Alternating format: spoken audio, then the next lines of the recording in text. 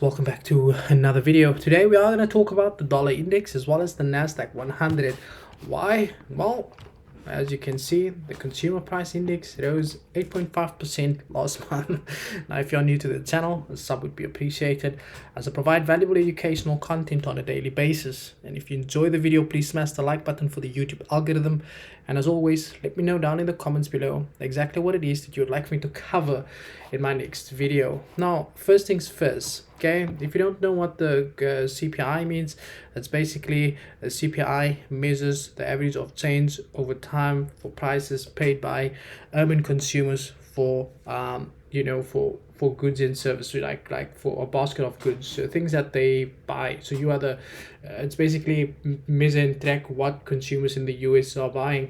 It says here consumer prices rose 8.5% in March, slightly hotter than expected and the highest since 1981. Now, the funniest thing about this statement is that it's been the hottest since 1981 for a couple of months now, and yet the bubble just doesn't want to burst. It says here, headline, CPI in March rose 8.5% from a year ago, the fastest annual gain since December. Boom, we know that. Surging food, energy, and shelter costs help account for the gain. Real worker earnings fell by another 0.8% during the month as the cost of living outpaced otherwise strong pay gains. Tells you that the NFP data potentially could be hitting a negative haul for next month there as well. Now, there's a couple of questions we have to ask ourselves. First, is this dollar index overvalued? Yep, it is sitting at 100 already. Now, I've spoken about this pair many times. So the price is sitting at this level. I explained all the reasons why. You can see that market hit 100 there, which is exactly what it did. But the problem is when a currency is this overvalued, that becomes a problem. And Powell is just pumping this bubble, and eventually it is going to burst, and that is exactly where we are at the moment. Now, if you are sitting there and you're wondering, okay, but how does inflation make the dollar weak? Look, in general terms, basically inflation tends to devalue currency, since inflation can be equated with a decrease in a money the decrease in money's buying power. So as a result of that, any country experiencing high inflation tend to also see their currency weaken relative to other currencies. So what that tells us basically is that the dollar index is due for a correction. Now, there's one problem that we have over here from a technical analysis. Now, we're going to do a full breakdown first here, and then we're going to go over to the Nasdaq 100. Now, the first thing that we can see over here, which is quite clear, right? The dollar index is currently testing strong monthly resistance, right? This market is heavily overextended to the upside. Since since the 1st of June 2021, this market had printed 3 red candles. Only 3 red candles for the entire year. So everything was going good since last year, June. The problem is every time the market prints an impulse, it needs to print a correction, whether you like it or not. The market printed it there, the market printed it here, and the market printed it here. Now, it's gonna print it here. Now, you wanna know what's even more funny about this is that this could probably be considered just a massive range in the market here as well. So if you look at those 3 lows that we had in the market over there, and you go and you look at that potential level over there, you can see how the market had been just moving sideways. Now, you might be sitting there thinking, does that mean we're gonna hit that level before we see that meltdown? No, I don't think so. But what I do think is we might potentially see a pullback from here before that continuation. Now, if you drop down on the weekly time frame, what I want you to look at over here is that you can see here from a weekly perspective, the market is currently testing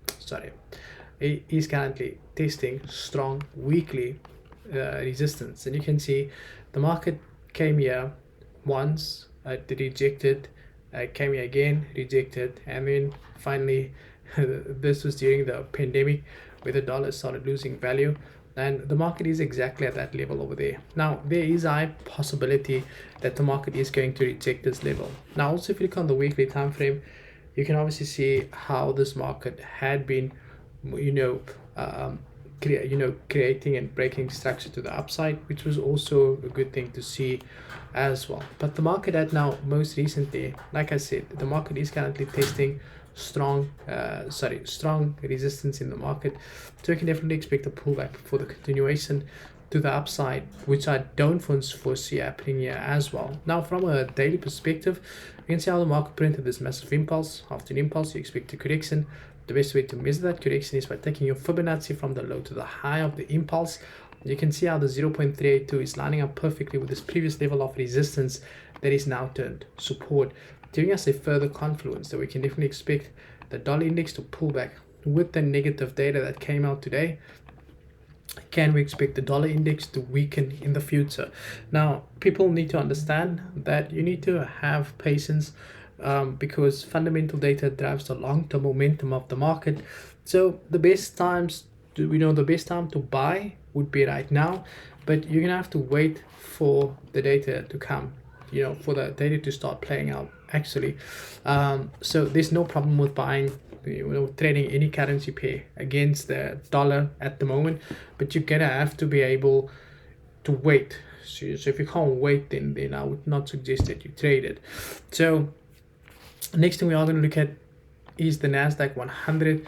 Now, we've spoken about the Nasdaq 100 so many times, but we've got the negative CPI data. Now, the next question you need to ask yourself is, how does high inflation hurt the stock market? Now, before I answer that question, it's important that you understand that what I mean by high inflation, CPI numbers, when CPI numbers are high, that means inflation is increasing with high CPI numbers. Now you can see the CPI is sitting at 1.2%, which is sky high. And the only way to tackle that is either the Federal Reserve needs to hike the interest rates, which we've seen that the investor sentiment has now increased from 54% to about 90%, that the Feds could potentially hike the interest rates with a half a basis point. And if they do that, that's going to negatively impact the stock market without a question. Now, the question that we need to understand is, how does inflation hurt the stock market? During periods of high inflation, stock tends to give lower returns. So the returns on stocks is quite lower, but that's because higher inflation is likely to lead to higher interest rates, lower economic growth, and lower dividends as well. So like I said, now is when inflation is sky high, what happens is that you get aggressive interest rate hikes, which does not encourage consumer spendings, meaning that the consumer spendings drop, and that means stocks tend to fall as well. Now, to give you a good example of what happened today is, if you look at the Nasdaq, and I'm just gonna go on the 1 hour time frame. So if you look at the Nasdaq, for instance, over here, so the CPI data came out, and the Nasdaq did what some guys do when they when they get excited. So the Nasdaq shot to the upside, right? So you can see how that news positively affected the Nasdaq, because the Nasdaq likes money, likes people to spend so it can make money. Unfortunately, this could also be the end of the line for the Nasdaq as well. Now, if you start here on the monthly time frame, right, the Nasdaq is currently testing strong support. Now, there's no question to whether or not the support is going to hold or not, all right? But the market is now currently officially stuck between support and this resistance that it created over here. Now, if you ask me, can we expect a pullback? Potentially, if you look at it from the monthly time frame, yes, we can. But we can see this market had printed this long as wicks to the downside here as well, giving us an indication that we could expect the market to continue lower also. Now, if we drop down on the weekly time frame, what do we see? Now, from a week, sorry about that, guys. Not sure what happened there. But if you look here on the weekly time frame, what do we have here? Now, there's two ways to look at this. Now, if you take your Fibonacci from this low to the high, you can see how the market had tested and rejected the 0.50%. Also, there is a potential of, for the market to have printed this inverted head and shoulders, which is considered a bullish pattern from a technical perspective. So we can definitely expect the Nasdaq in the short term to continue higher, and potentially for the market to go and test this previous level there in the market. So remember, the stock price is only going to fall once they announce the interest rate hikes. Now, it's important that we are reactive and not predictive, and learn to adapt to the ever-changing market environment. Now, from a daily perspective, what do we see? Now, here on the daily time frame, we can obviously see how the market had broken below the structure. Now, I made a video on this about Sunday.